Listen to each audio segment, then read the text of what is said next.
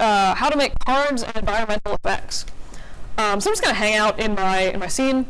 And actually it occurred to me, so I do have this silly example of a little radish for an example of a texture atlas.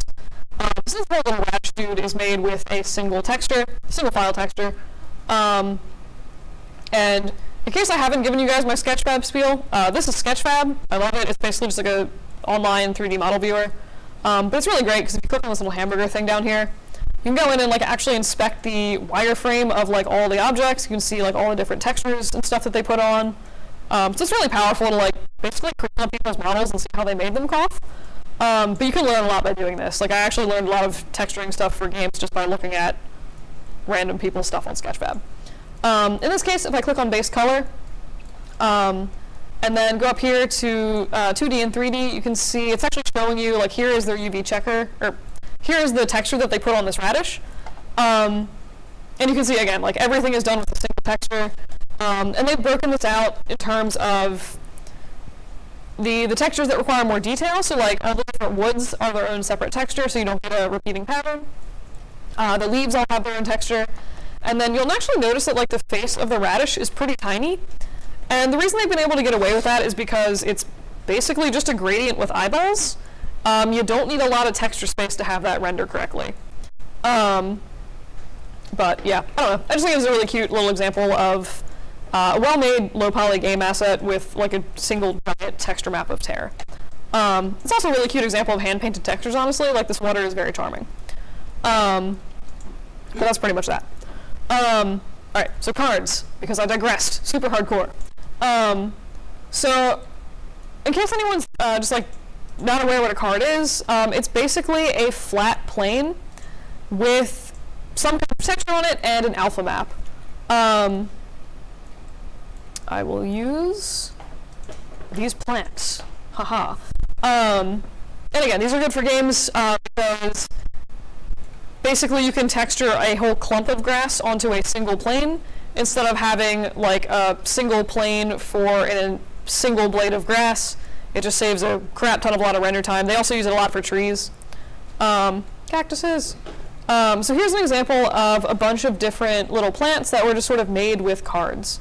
And basically, so again, I'm just going to go into my model inspector. If I look at the wireframe for this, you'll notice that each of these plants has, it's not like a super hardcore defined leaf. It's basically just sort of the rough shape of a leaf, and there's a alpha map on that. So if I look at opacity, so this is like just showing the opacity map. You can basically see that like most of these textures are just sort of like awkward planes with a leaf just sort of textured on, and you just don't see the rest of the plane because of the alpha. So again, this is used like super crazy a lot for plants. A lot of times for grass, if you've ever like been in a game and you just look straight down and the grass sort of disappears, it's because you're seeing basically the completely flat side of that plane. So you can also do a lot of other like really crazy effects with these, clouds, etc. The process for making them is basically the same. Just instead of putting a leaf, put like a sort of puffy cloud texture on, but this is basically all cards.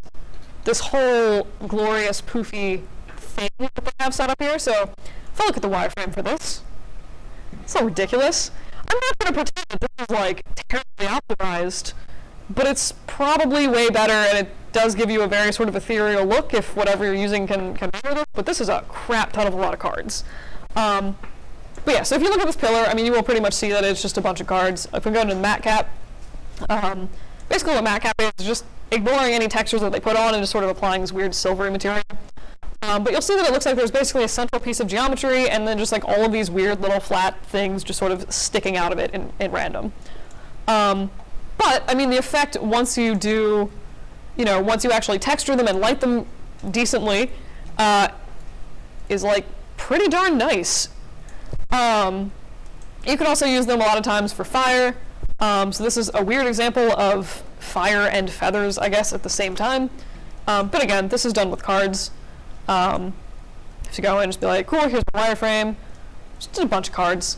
They've also done a little thing. You can use it a lot like, for like environmental effects or like little like flame embers, stuff like that. So you can see that they have like these sort of little, I guess they are sort of like embers is what they're going for, but like these little glowy bits, they're all just tacked on cards. It's just a bunch of cards floating around with dots on them. It's literally all that is.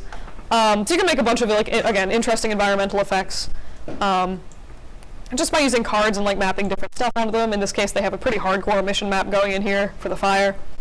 But yeah, so you can do a lot of like really weird stuff with cards. A lot of times they'll also use it for the hair. Final Fantasy does like super nice card hair. I think they have like a lot of cards in their hair, but like this is basically just a bunch of cards sort of overlapping with, again, more transparency to sort of create the hair-like effect. If you go to the side, you can kind of see like where the cards are. I just noticed this piercing. It's neat. But yeah, so that's basically cards. Any questions on what they are, why you might want to use them? Cool.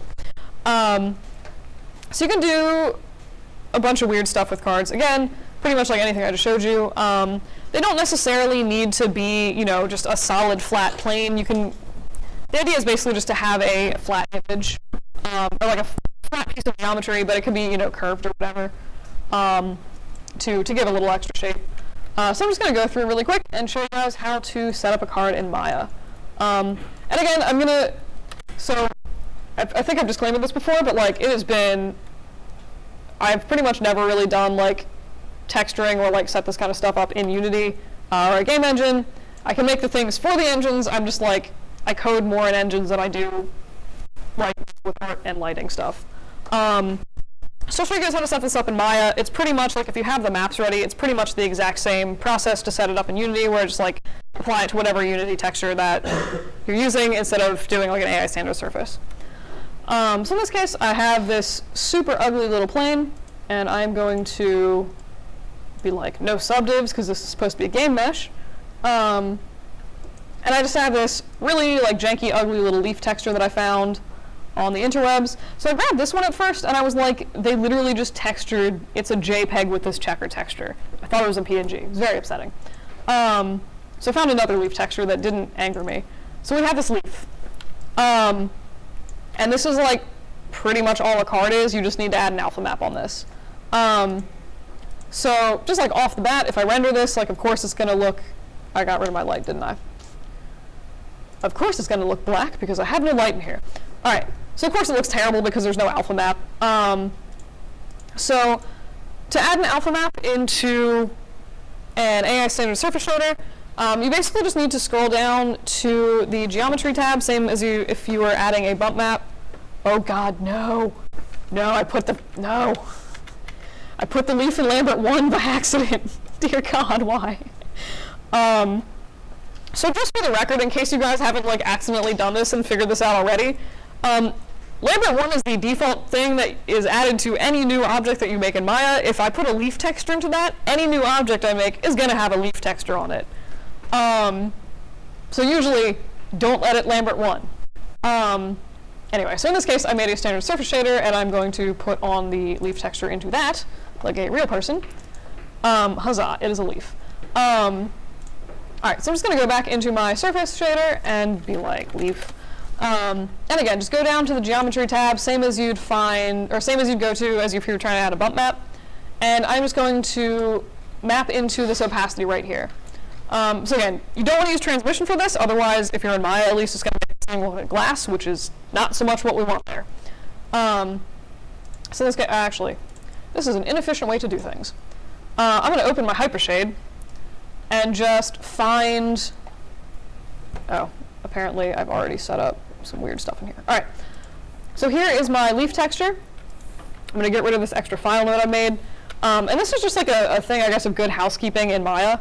For your textures, but it's not necessary or a great idea to like import the same file texture over and over into stuff. I'm just going to take it from here and just map it straight into the opacity. So if you're in the hypershade, this is the opacity you're looking for. It's basically like second one from the bottom, right above normal camera. And incidentally, normal camera is like where you plug in like a bump map or a normal map if you were doing that via hypershade. But anywho, so I'm just going to grab out color and chuck that into opacity. And you will notice that when I render that, where have I put my render window? Aha. when I render this, nothing happens. And that is, again, because Arnold does the stupid thing. We gotta like tell it that it's transparent. Oh god. Or I've just crashed. I'm gonna be so salty if I crashed Maya already. I did! Amazing! Great. Perfect. Alright. It's crashed on my other computer, so I'm just, or my other monitor, so I'm just gonna kill that. But if any of you are following along with this random leaf texture thing that I'm doing, you just got to tell the object to be transparent. Normal like game engines and stuff I found usually will just like actually make your object transparent, like one might expect. And that's just sort of like a step that I think is common to Maya and not necessarily other things.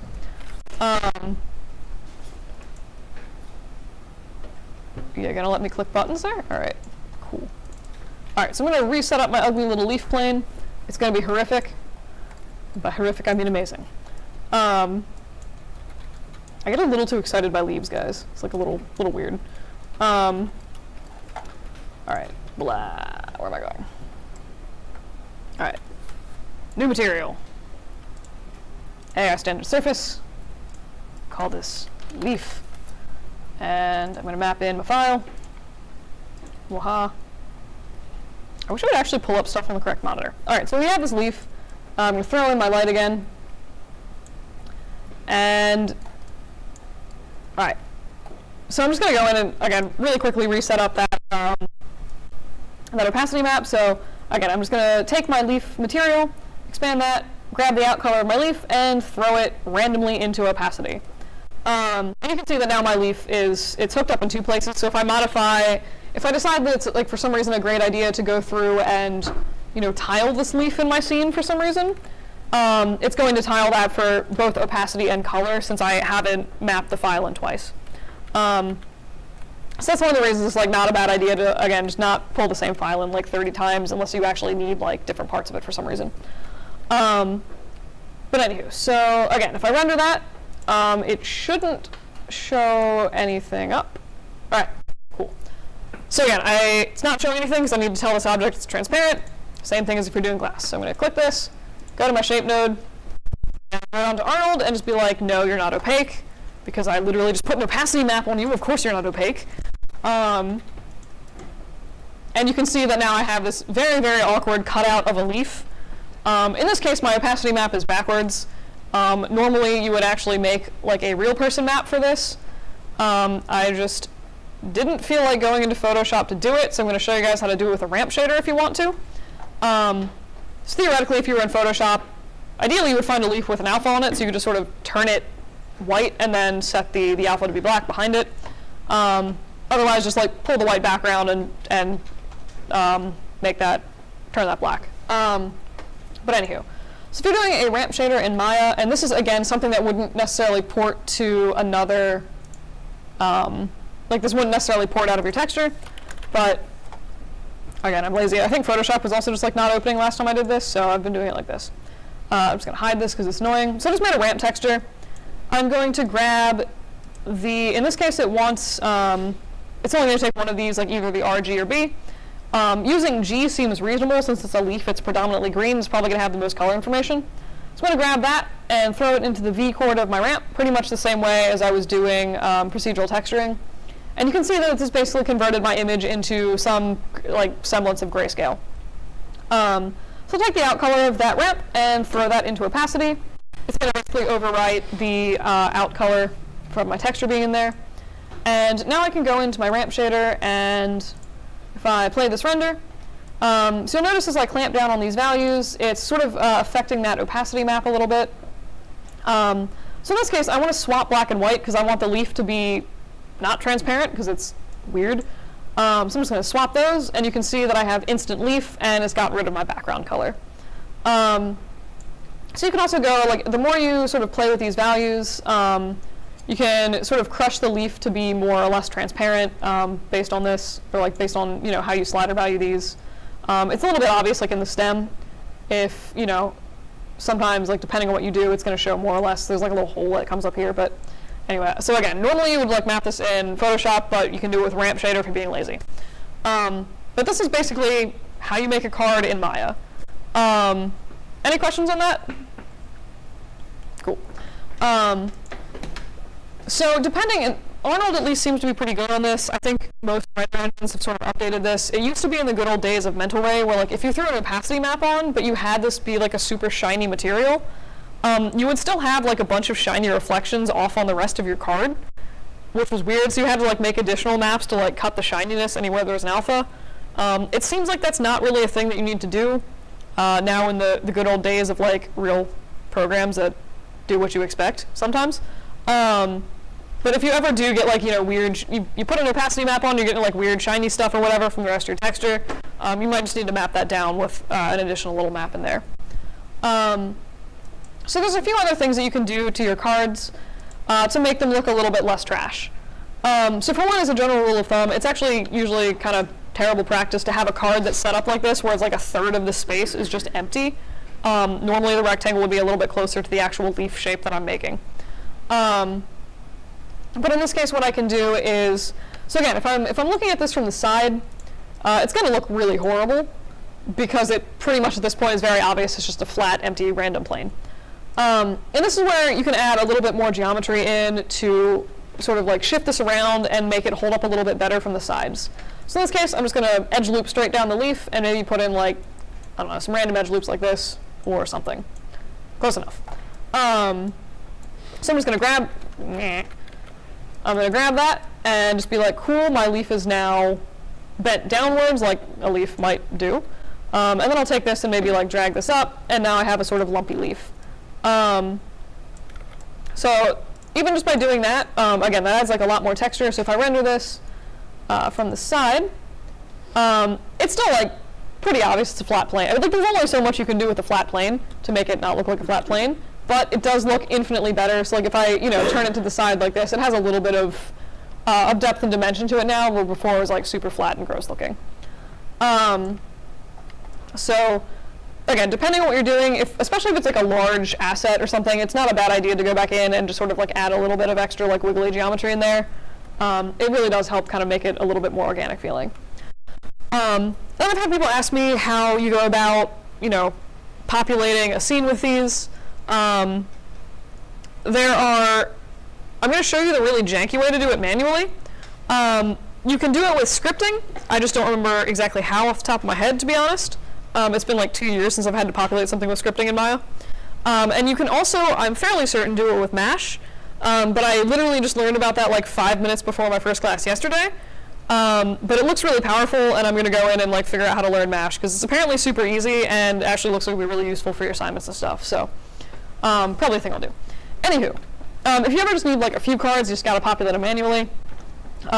This is the sort of way that I go about doing that. So first thing I'm going to do, I'm going to change the position of the pivot on my leaf. And again, I'm just going to hold down D to access that pivot.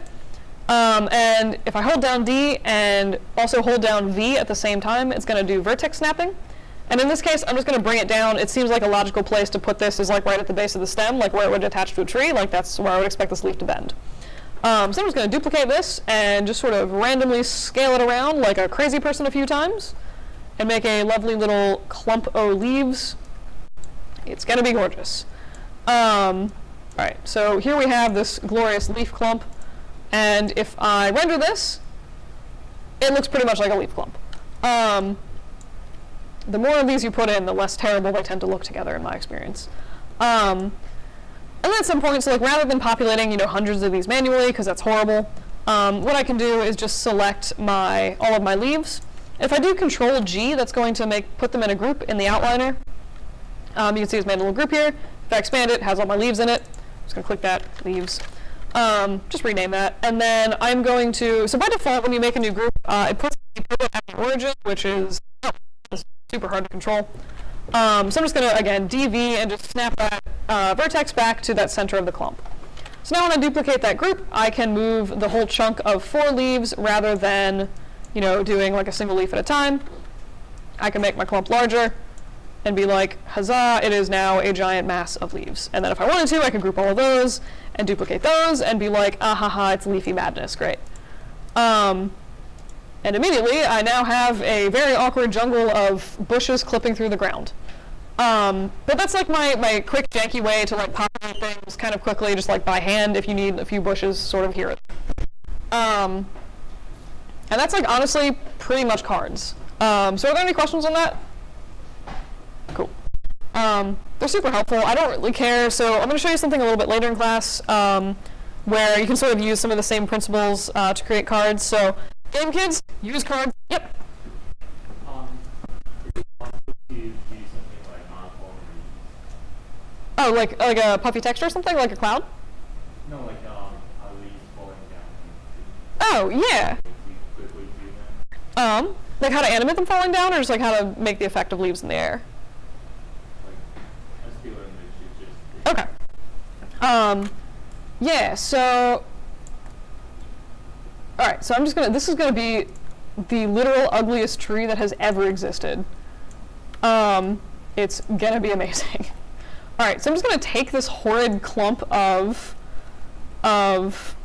leaves that I've made and just attach them to the top of this tree. All right, this is gonna be gorgeous, guys. So what I would probably do is I'm just gonna grab like one of these, and I might just sort of, scale this down. You can also make a few variations of the leaf with like slightly different shapes. That'll help also give variation.